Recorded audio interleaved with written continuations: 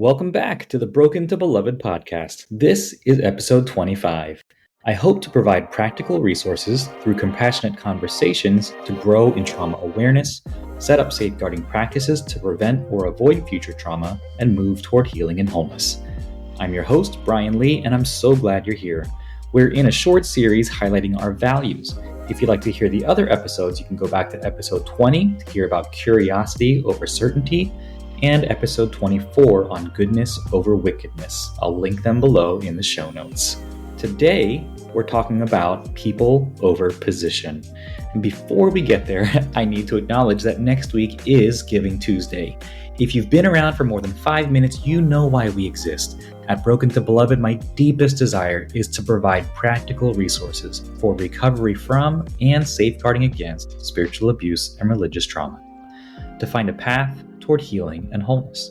Next week is Giving Tuesday, and we're hoping to raise a total of $10,000 by the end of the year. This money is not just about getting paid or running our programs, even though it very much does those things. The $10,000 represents 25 changed lives through full scholarships for our Through cohort, which I think might be the most impactful thing that we do.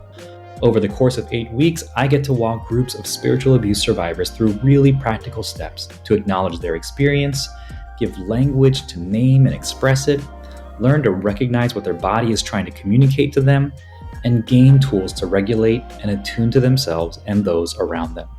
Since our first cohort 2 years ago, I've led 80 people through this process from 26 states and 9 countries. We've given away over $9,000 in scholarships already, and we want to do more. It's created a vibrant community of individuals who found a safe community, a place to be themselves and share their stories without the need to explain, defend, or apologize. We've shared deeply vulnerable stories and held each other's pain when it felt like too much. We're also getting ready for our 2025 virtual summit, and these funds will also help me to continue the work of preparing, recording, editing, and sharing with you. Thanks to lots of generous donors, we've already raised almost $4,000, and we need your help with the remaining $6,000. Here's what we're looking for. I'm going to break it down, hopefully, with monthly donations. We're looking for 10 people to donate $100 a month, 25 people to donate $50 a month, 50 people to donate at $25 a month, 150 of you to donate at $10 a month, and 200 people to donate at $5 a month. That's a total of 435 of you out there, and I know that we have thousands of listeners and people in our community. I believe we can do it. All monthly donors will get access to our book club. Monthly donors of $25 or more will also receive our 2025 All Access Pass to the Virtual Summit. Monthly donors of $50 or more will get all of our previous All Access Passes. And all new monthly donors will be entered to win some giveaway prizes like some of my favorite books and resources. You can go to brokentobeloved.org/Giving Tuesday to set up your monthly donations today. And now, people over position. We acknowledge the divine dignity of every human being over any dogma or doctrine by learning to see, hear, and know our neighbors. I've said before that this is all a work in progress and language may change. Some alternate titles that I've thought about are personhood over posture or dignity over dogma. Some great resources you can pull from to help with this are Start With Hello by Shannon Martin, Othered by Janai Alman, and How to Human by Carlos Whitaker. It's Carlos who often says, "Don't stand on issues, walk with people." More often than not, our need to defend a stance comes without a lived experience of what we're even standing against. We want to be known by what we stand for. We want to be a community that prefers to move toward others in kindness and in close proximity to the marginalized, the outcast, the othered, and the silenced. We want to be a people who seek to build bridges rather than draw lines. Rather than building higher fences, we build longer tables, and everyone is welcome to a seat at that table.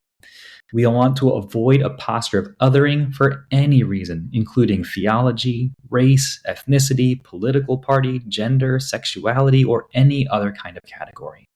Sister Beth Moore says it this way: if your Christianity sees kindness as weakness, and compassion as compromise, and treating with dignity those with whom you disagree as collaboration with the enemy, you have utterly lost touch with Christ. We want to affirm and acknowledge our common humanity and divine diversity. Helen Palmer writes it this way: "It is important to stress the ways that people are different from each other because so much of the suffering that we experience in our relationships with other people is caused by the fact that we are blind to their point of view." Janai Alman writes in her book Othered that othering people, making them less than because they're unlike you, was and is the problem that we are continually facing in the American church today. Spiritual abuse occurs when a person uses God-loaded language to elevate their own personhood at the expense of another. And the last quote I'll share from Janai is this: "Othering is a means people use to center themselves, but in doing so, they marginalize, scapegoat, exile, dehumanize, or attribute less worth to another human being to make themselves look better in comparison. Othering done in God's name is deeply traumatic because it causes the beliefs that help us make meaning out of life to become a source of pain. We want to be good neighbors." And the question that comes up that's so familiar is, who is my neighbor? And so I think about the story of the Good Samaritan and how often those who were tasked with leading the church were those who walked on by. And the one who was the good neighbor was the complete stranger and the person who should have been the enemy. This is the stance that we want to take. In Start With Hello, Shannon Martin writes this: "Our ability to relate with others is largely tied to our exposure. Because of systems put into place across time immemorial, most of us live sequestered from the wisdom and pure delight of those we've been told are not, quote, like us." She offers some principles of trading our mirrors for windows with the sole objective of a stronger, tighter community. And as we look to others who are not like us, she offers this rubric to check our own motivations. Am I seeking connection and friendship with this person because I think I will somehow make their life better? Or do I truly believe that they will brighten mine? Does judgment or control line the walls of my intentions? Am I secretly hoping to put them on a better path, read my path? Am I trying to worm my way in an attempt to manage them in some way? Am I willing to accept that my ways are not necessarily the best and that I have a lot to learn from those with different ways? And am I able to remain open? And finally, she writes, "When we see ourselves as woven into the same fabric, one enemy is too many." Look, we can be fundamentalists on both the left and the right. Conservative, liberal, Republican, Democrat, Reformed, Pentecostal, Catholic, non-denominational, Buddhist, atheist, or any other belief system you can name. The point is, we were made to be different on purpose, and we were made to be together. Community is part of our design, and it does harm to those around us when we dismiss, demean, and diminish anyone else because of something that we call faith. If we believe, and I do, that we are all created in God's image, then we all belong. It's 1 Corinthians 12, folks. And if we all belong, then we don't get to tell anyone that they don't. So, if it comes down to choosing to see and recognize someone's humanity over what I believe to be true, I'm going to choose to see someone as beloved, made in the image of God, and designed to be in community with me in some kind of way. That's all I have for this week.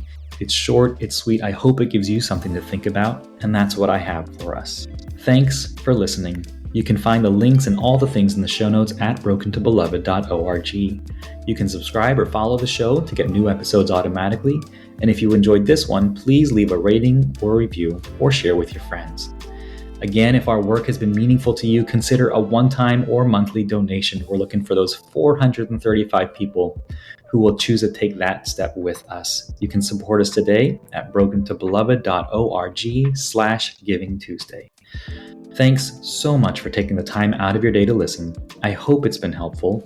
Here's to moving toward healing and wholeness together. I'll see you next time.